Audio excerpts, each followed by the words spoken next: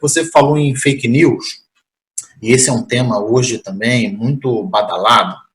Eu queria te pedir se tu podia dar uma definida um pouco melhor nisso, assim, o que são fake news e como é que a gente regula isso, né? Quer dizer, acho que esse é um tema extremamente complicado.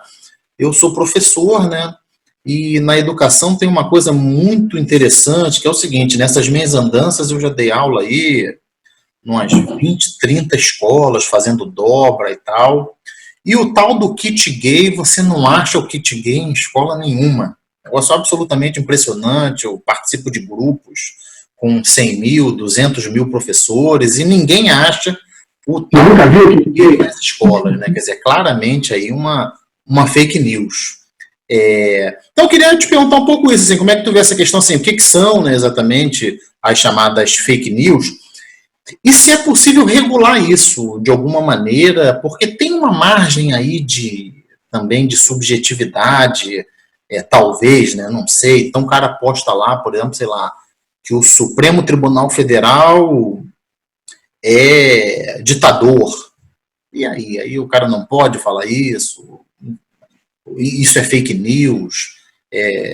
Queria que tu pensasse um pouco alto aí, refletisse um pouco alto sobre esse tema, que é um tema que está muito nos debates, inclusive na política, né, de uma certa maneira se atribui parte do sucesso do Bolsonaro a essa proliferação aí de fake news, e há processo no Supremo, o próprio Congresso Nacional tem uma CPI discutindo essa questão. Como é que você vê essa questão das fake news? Vamos lá. Em primeiro lugar, o que é fake news, né, não é muito difícil de você definir. Há uma certa confusão, às vezes, entre o que as pessoas chamam de fake news e o que se chama há muito tempo de teorias da conspiração. Né? Vou dar um exemplo simples. A questão da Terra plana. Né? Isso não é uma fake news propriamente dita. Né? Isso é a teoria da conspiração, isso é sei lá, como é que a gente chama, né? Que existiam décadas na história da humanidade. Né? A gente pode pensar em inúmeros exemplos que ilustram isso. Né? Por outro lado, as fake news tampouco, o que se chamaria de fake news, né? Tampouco são coisas novas. Né? Vou citar um exemplo ousado, vou fazer um pouco de ousadia aqui. Será que a gente não poderia chamar de fake news, por exemplo, o caso conhecido do Orson Welles, nos Estados Unidos, que fez uma transmissão pelo rádio dizendo que a Terra estava sendo invadida por alienígenas? Né? Isso nos anos 30, se não me engano. Peço desculpa se estiver me enganado, estou citando de cabeça, mas foi mais ou menos, se não foi nos anos 30, foi nos 20 ou nos 40. O rádio não existia televisão, o rádio era o grande meio de comunicação de massa na época. Então ele se aproveitou dessa ausência de um veículo imagético de massa, né, para construir essa imagem, e como ele era um dramaturgo muito competente, né, ele conseguiu construir um texto que convenceu as pessoas, e as pessoas acreditaram nisso. Né? Óbvio, estou sendo ousado aqui, enfim, né, em dar esse exemplo, mas para dizer que, assim, fake news é algo que não é uma coisa nova. Né? Agora, o que se convencionou hoje em dia chamar de fake news são essas notícias falsas, né, fazendo uma tradução literal, mas que tem um sentido de ser, que é o seguinte: fake news é tudo aquilo que tem um tanto de verdade, digamos assim. Então, supostamente, você fez ali pensou uma verdade do real, e tem uma cara de notícia. Né? Enfim, bem geral, quem faz fake news simula o layout, né, a organização visual de um jornal conhecido, ou pelo menos a ideia do que é um jornal. Né? Você tem supostamente ali um texto que se aproxima da reportagem, né, na tentativa de dar nomes, fatos, datas, né? Isso seria mais ou menos um resumo do que se chama hoje de fake news. E o objetivo, né, é claramente dessas peças, né, de comunicação.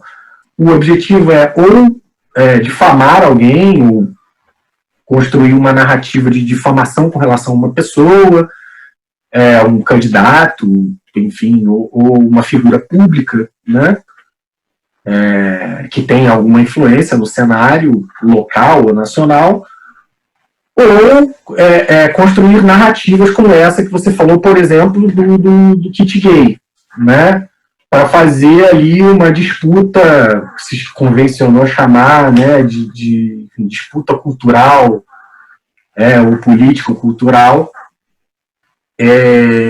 com relação a um tema, que não seja, isso pode ser colado em alguma pessoa, como foi no caso do Fernando Haddad, né, candidato do PT nas últimas eleições presidenciais, mas poderia ser colado em outra pessoa, né? O objetivo dessa fake news específica era construir uma polarização em torno da ideia de família, né? A ideia tradicional de família, do papel da escola e da educação, né, e tal, na defesa dessa ideia tradicional de família, e, por outro lado, esses gaysistas, maconhistas, abortistas que votam na esquerda, fazem rituais satânicos e querem dominar as nossas crianças, né?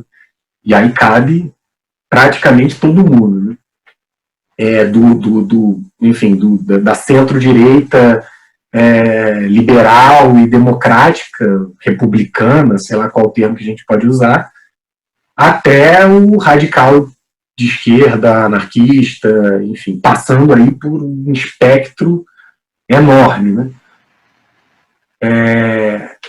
Essa questão da construção das fake news teve, de fato, como eu falei, já tem vários estudos sobre isso, né, saindo, já sendo publicados, sobre a interferência disso nas eleições no Brasil. E não só nas eleições no Brasil, né? O caso da eleição do Donald Trump nos Estados Unidos e da saída do Reino Unido do mercado europeu, né, da comunidade europeia, chamado Brexit, tem também uma forte ligação com essa discussão das fake news, que tem aí um elemento que eu acho que é o que dá para a gente destacar, que eu tenho, enfim, alguma afinidade com essa discussão, que é esse processo de construção que a gente estava falando já antes, de construção de nichos, né, nas redes sociais.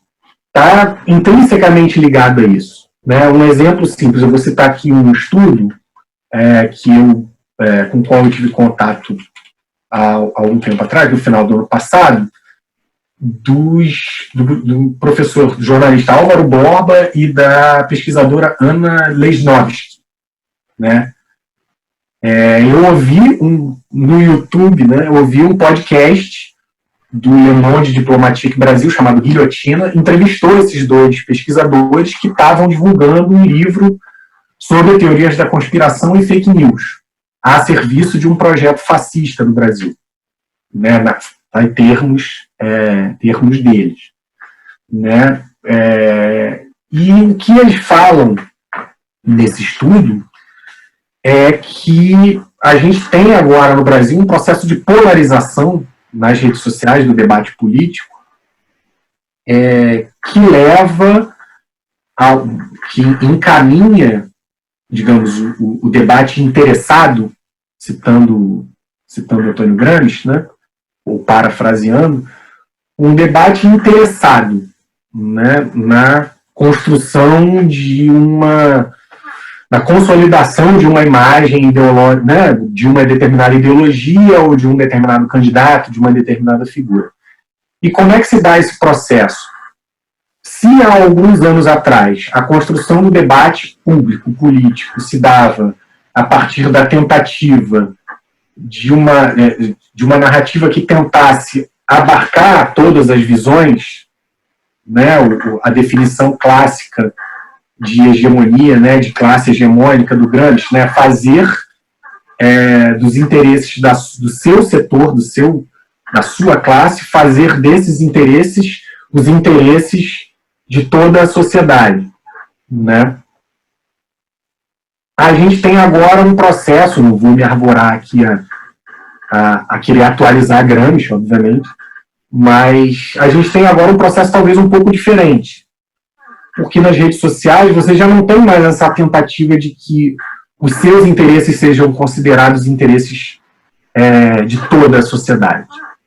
Há uma construção do discurso polarizado, ou seja, esses interesses são opostos aos interesses de uma determinada parte da sociedade, né? E aí o que o estudo, né, do Álvaro Borba e da Ana Slavsky apontam?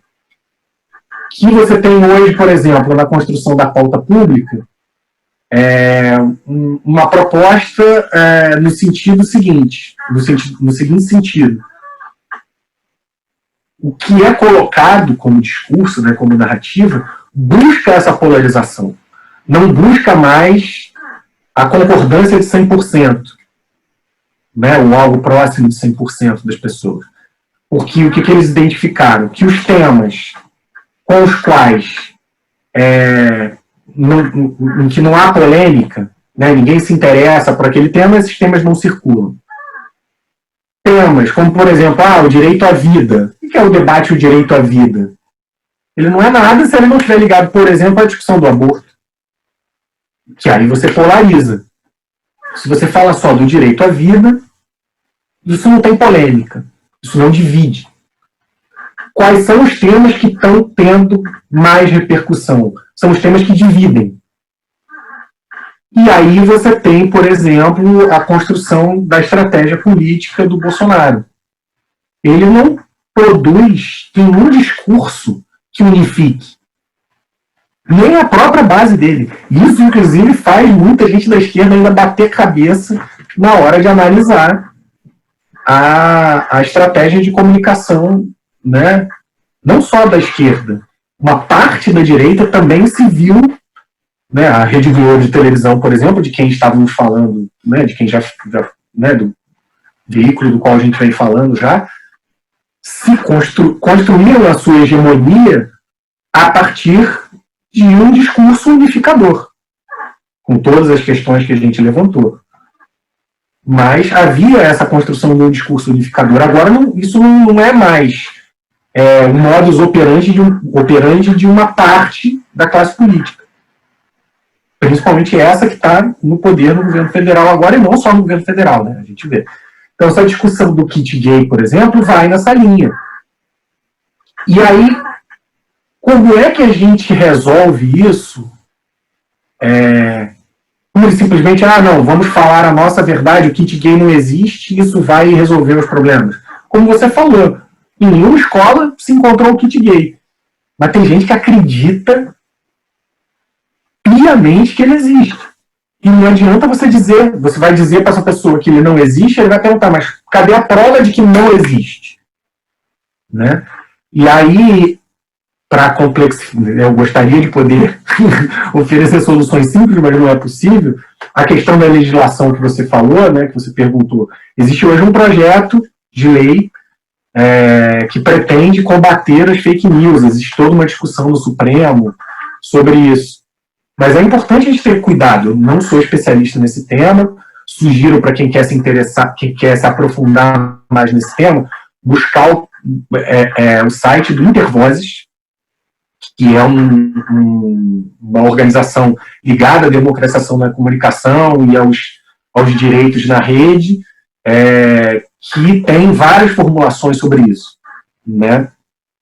O que acontece?